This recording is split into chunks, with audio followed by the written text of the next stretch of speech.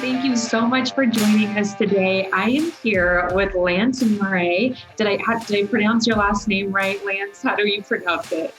Murray. You can Murray. leave the A out of it. And I am so excited to talk with him. He's with Mark Young Construction.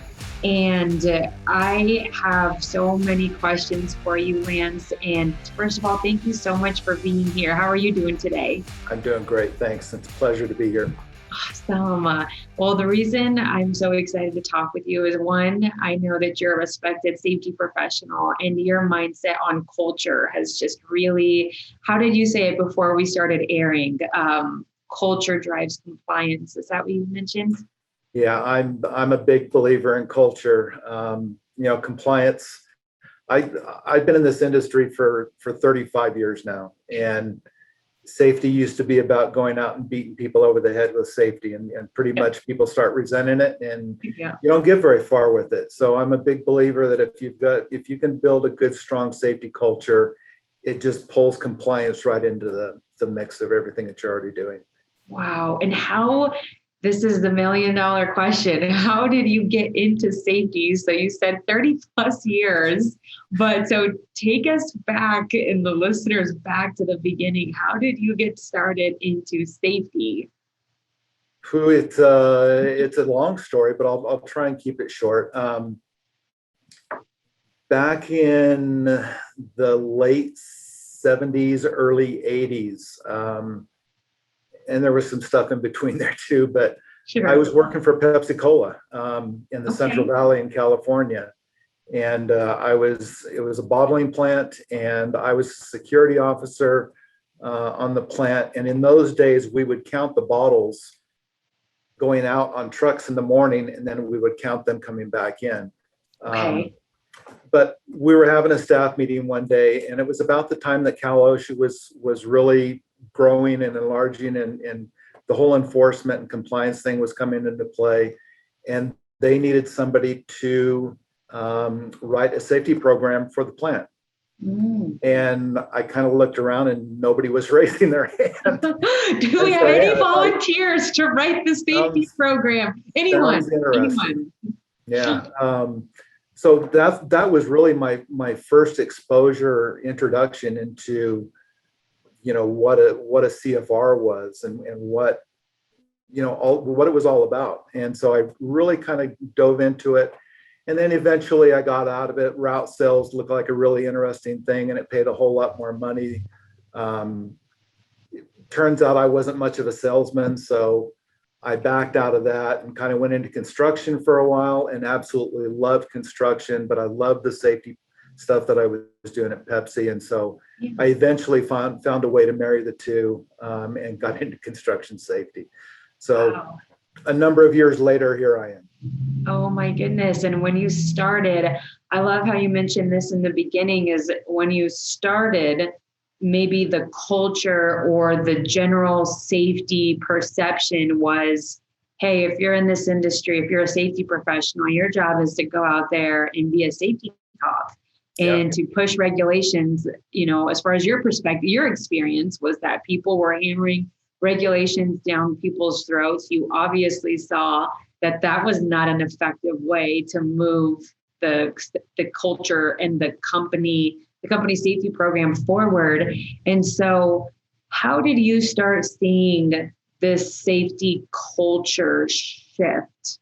When did you see companies or employees really start to buy into the safety program? Because I think so many people are listening and they're thinking, I don't know how to shift my company. I don't know how to take them to the next level when it comes to the safety. Yeah, and it's not always an easy transition, because culture, everybody wants a quick fix. Right. Everybody wants the silver bullet that's going to change their number of injuries from 15 to 0. Right. And I don't think that silver bullet exists.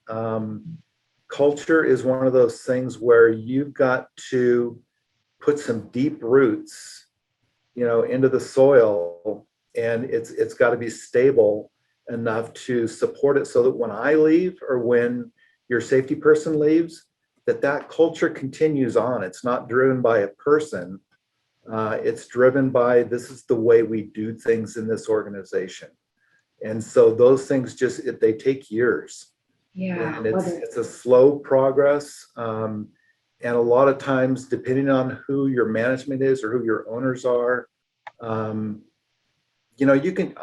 I could fix things overnight.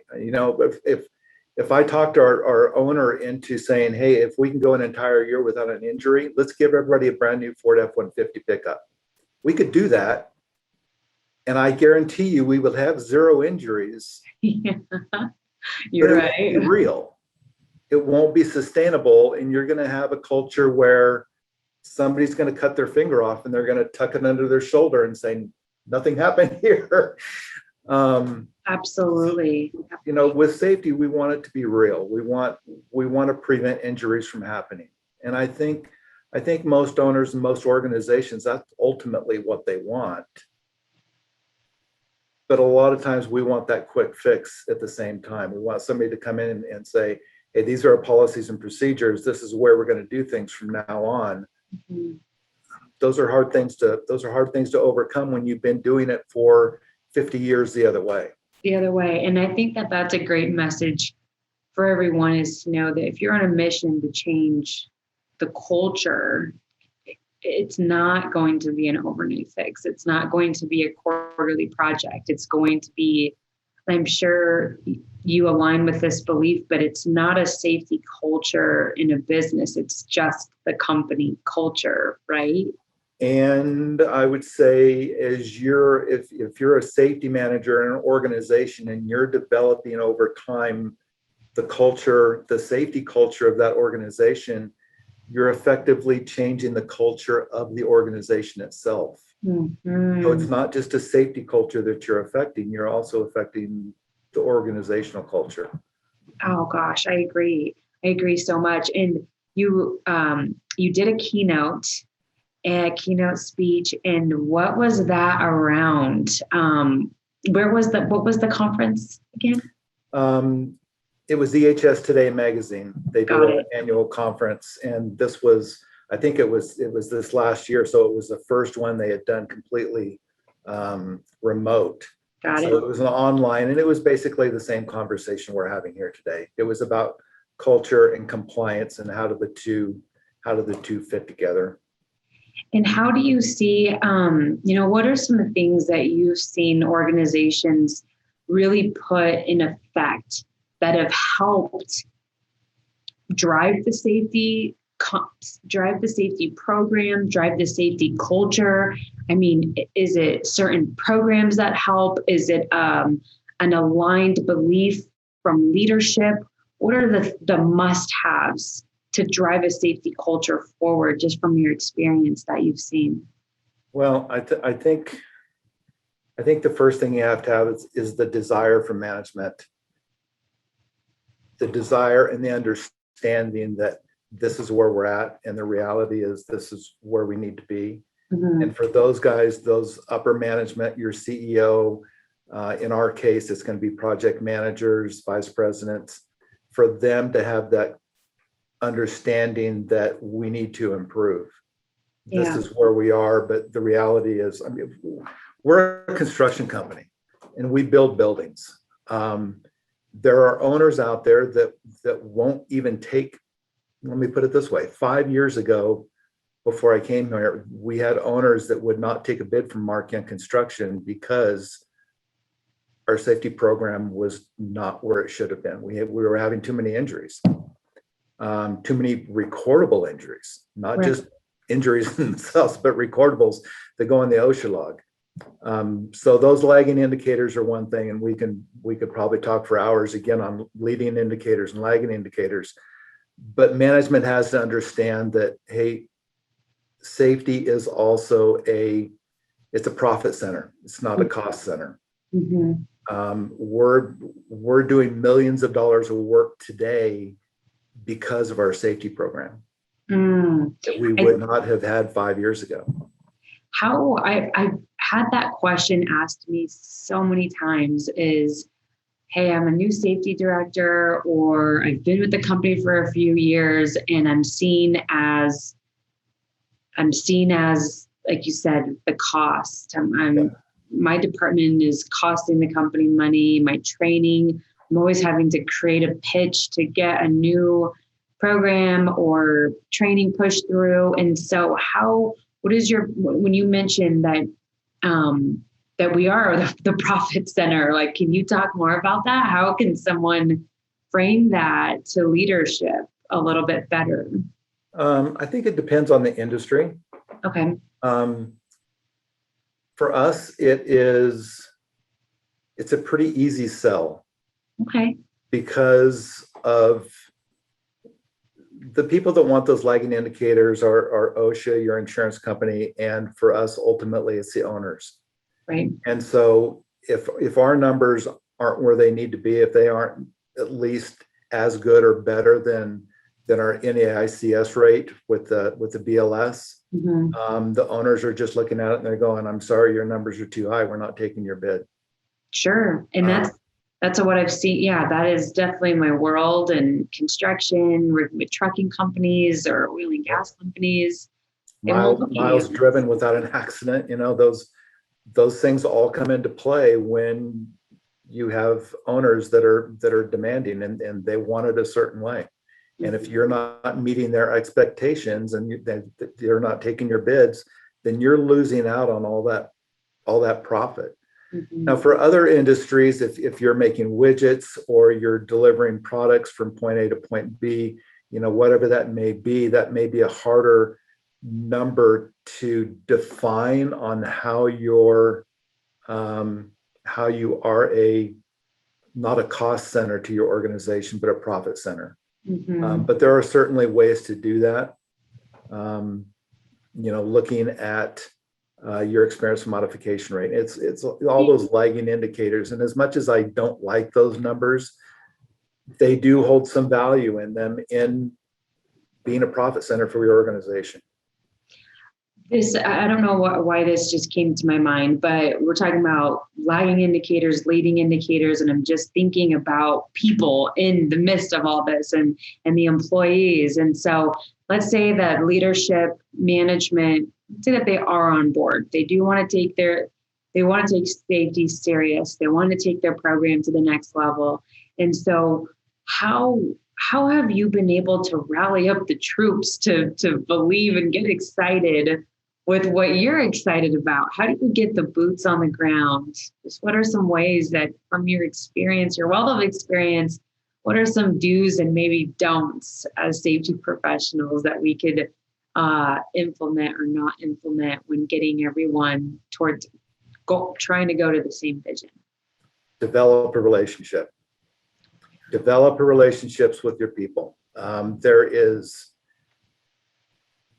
nothing more. I think there's nothing more important than developing relationships, building a level of rapport and trust with the people that you work with. It can be work related. It can be personal related. It's finding commonality. It's getting in and working with the people that. For me, I've got 33 projects going on right now. And I'm a person that normally we run 15 to 20, maybe 25 projects tops. But right now we're at 33 and it's killing me because I don't have that regular interaction, face-to-face conversations with the people in the field. And when I first came to work at Mark Young, I probably spent 3 months just developing relationships. And wow. I'm sure the people in the front office and stuff were looking at it and they're going, "What's this guy doing? He's not doing anything with safety, All he's doing is going out and yakking with people all the time." But that's what's driving that relationship and that culture within your organization are those relationships. Because if I'm just going out and go ahead. Sorry. If I'm just going out and I'm just beating people over the head with safety all the time, pretty soon it just gets to the point where we go, "Oh, here comes Lance again." Hey, put that stuff over there away so he doesn't see it. Yeah, let's just do the bare. Yeah, let's just get this.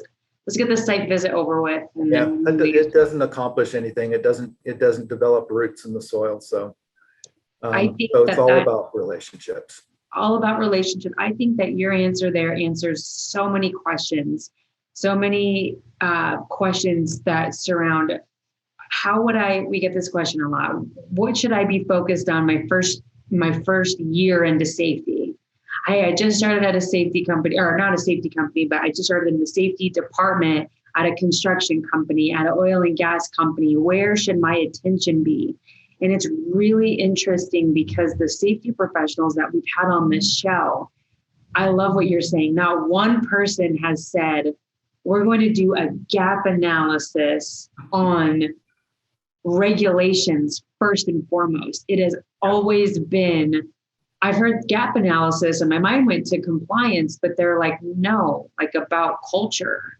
Do a gap analysis on culture and see where everyone's at, and then start building relationships. And so I couldn't agree with you more that if the people that you're working alongside know you and you know them and they sense, I mean, we're smart human beings. Everyone can sense whether you, Lance, really care about them or not.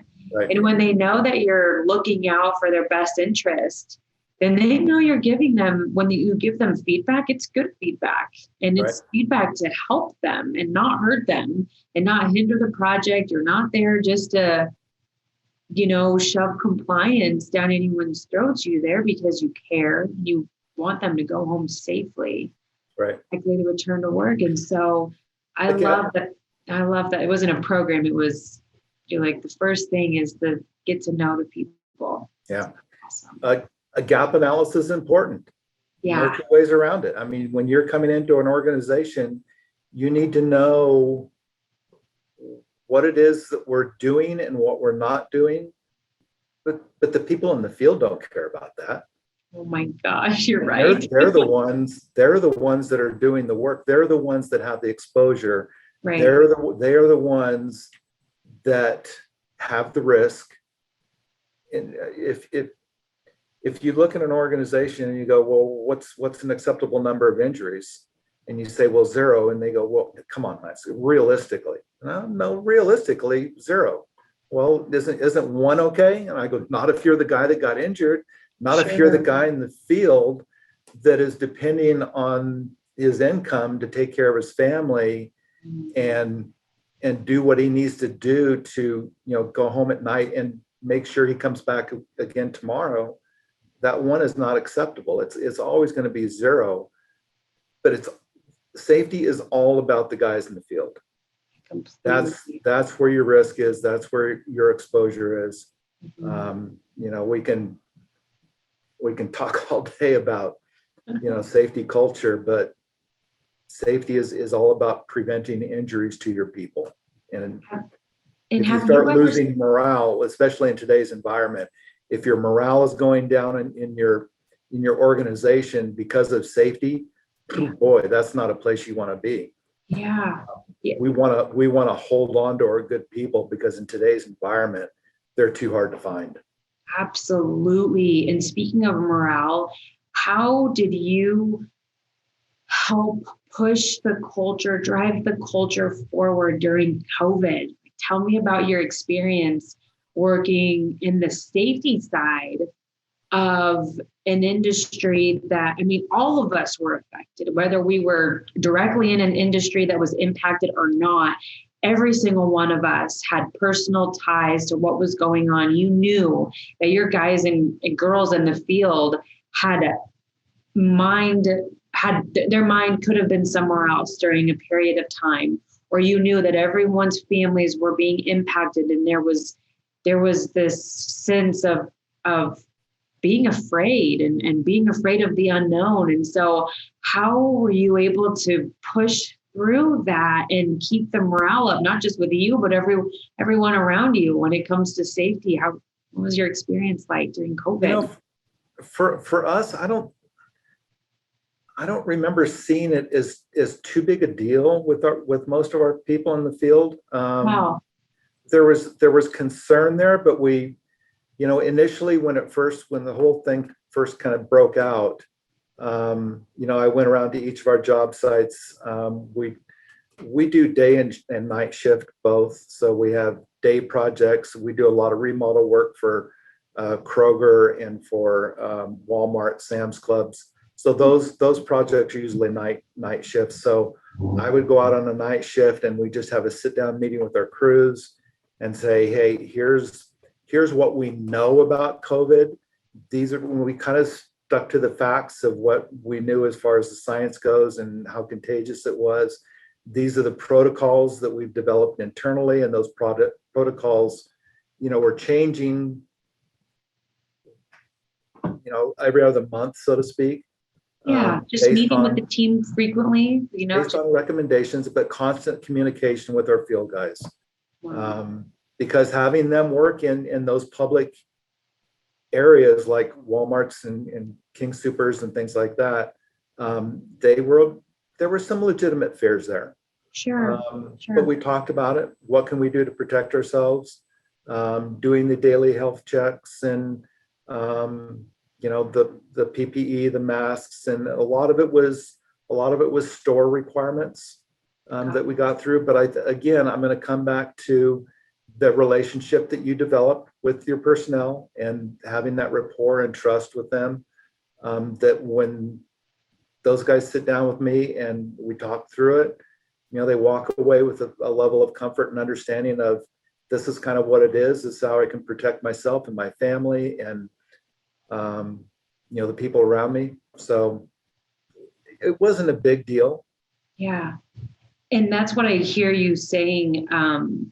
That's a constant theme in our conversation today, is just going back to constant communication and building that rapport and relationship. And obviously that worked for your team, your organization, because you said it didn't, morale didn't get that bad, and I think that from what I'm hearing you say is just that constant communication with the team just really held everyone together, and what that can do for a team during the tough times of any organization, or when people go through it. And so I think that going back to your relationship and letting people know that you care about them and have their best interests just does magic for an organization. And the last thing that I wanted to ask you about is just, what are you up to? What today, what are you really excited about? And are you super passionate about training on the training side? Is it the site, the field work and projects that you're involved with, or what lights you up? What do you have going on? Oh my gosh. This summer, I just feel like I'm trying to keep my nose above the water. Because you guys are probably busy. Oh my goodness. Super busy. And then summer brings in, the school projects because kids are out of school. And so those are short duration, schedule driven projects because you've got a begin date and an end date, and there's a lot to do in between. And so I think for me, it's managing the schedules, because when schedules get tight and we get towards the end of a project and we've got a punch list with 30 things on it to get done, that's usually when you start seeing safety stuff get pushed to the side a little bit. I was totally going to ask you that during these times. So what do you do your trends, what to expect for the most part, what to watch out for. And so when you're approaching a busy season like this, what are you personally doing a little bit different? Usually on a job site, you can feel the tension in the air when things start coming push and shove to get things done. Okay. You can usually feel that, and that's a time where I'm going to step in and I'm going to go, hey guys, I know where we are in the schedule. I know we've got 30 things to get done here in the next couple days, but let's not move outside of our realm of what's an acceptable risk and what's not. And again, risk is one of those things I could talk about all day too, and how risk and safety playing together. But when I start seeing those things going on, when I get out of my car and I'm going to the job trailer and the superintendent's coming the other way and he's doing this thing. And I go, hey, how's it going? And he's like, I'm running around like a chicken with my head cut off. It's like, oh, come here. Let's have a conversation. Let's time out. Let's have a conversation. Let's see where everyone's at. And I think you can get that in most any industry. It's not just construction. Yeah. If you're making widgets, when you can feel the tension in the air, you can tell when schedules are getting pushed, and you've got a short amount of time with a bunch of stuff to get done in the middle. Mm-hmm. Those are the times that you've got to step in and go, hey, let's develop a plan here. Let's make sure we've got some open communication and dialogue going on. Let's make sure our planning for not just today, but for tomorrow and next week, we're looking at our job hazard analysis, looking at the tasks that we have to do and identifying those tasks and what can go wrong. And let's make sure we mitigate those risks in those tasks. Yeah. And I think that going back to, if you have a solid relationship with people, I know you have a large team, so it's even hard to know every single person, but generally speaking, if you have a great relationship with boots on the ground, then it makes sense what you're saying. When the tension is in the air, when someone's off, when someone isn't acting the same way they were yesterday or the week before, and you maybe need to pull them aside just to see what's going on. And so I think what I hear you saying is just the foundation of knowing who you're working with and building a relationship, building that trust with somebody, then you put yourself even in a better position to help them when maybe they won't be able to see it themselves. Yeah, and without those relationships, you can't have those conversations. Right. Because you don't know what's going on at home. And I personally don't want to know everything that's going on at home. Yeah. It's nice to have that relationship where it's a casual conversation, but not an intense conversation about, if your spouse has cancer, that would be really good to know. Mm-hmm. I'm not going to interject or anything with that in the mix of that conversation. But at the same time, without that relationship, how am I supposed to know what's going through this guy's head? Sure. Is he, because on a job site, every tool, every piece of equipment, every chemical on that project has the potential to seriously hurt you or kill you. And if your mind isn't on task, those are things that we need to know and develop a way. Without the relationship, I don't know how to help this person make sure that they're focused on what it is that they're doing. I was on a job site. This just happened this week. I was on a job site this week, and we had a subcontractor on the project, and I just walked by him and I go, hey dude, how's it going? Kind of gave him a fist bump, and he goes, oh man, let me tell you. And I don't know this guy from Adam, but he just started opening up to me about, his boss's expectations, and he's got, a new guy over here and a crusty old guy over here. And I go, you know what? Breathe. Let's take a second and just take a second together. Yeah. And after we had that conversation, it was like, hey, you know what? Thanks very much for talking with me. I feel a whole lot better right now. Wow. And that just took his mind from being out here, and it brought it right back in to where he was focused on what he needed to do and keeping his guys busy and focused on what they need to do.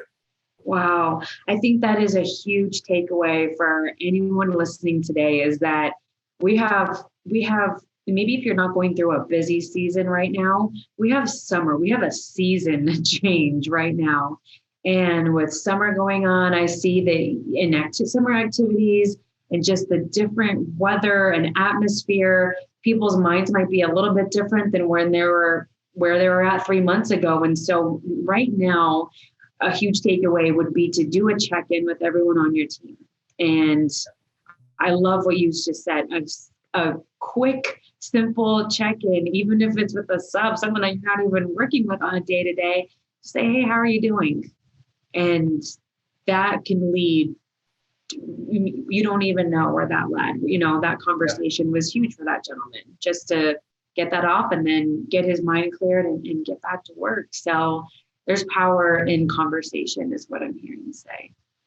I love what I do. I love being a safety manager. I love construction. Can tell. It's just every day is different. Yeah. You never know what you're going to run into. Absolutely. I feel like your love for the industry comes from your love from people. Yeah. And that just speaks a lot about you. And I think that, yeah, I'm so excited. I'd love to continue this conversation. And I appreciate your time today. Thank you so much for meeting with us. And if anyone listening has any questions, any follow-up, then you're more than welcome to contact Lance. We'll put the links to his social media or how to contact him if you have any safety questions. But other than that, Lance, thank you so much for joining us today, and have a great rest of your day and weekend. You too. Thank you so much for the invitation. Thank you.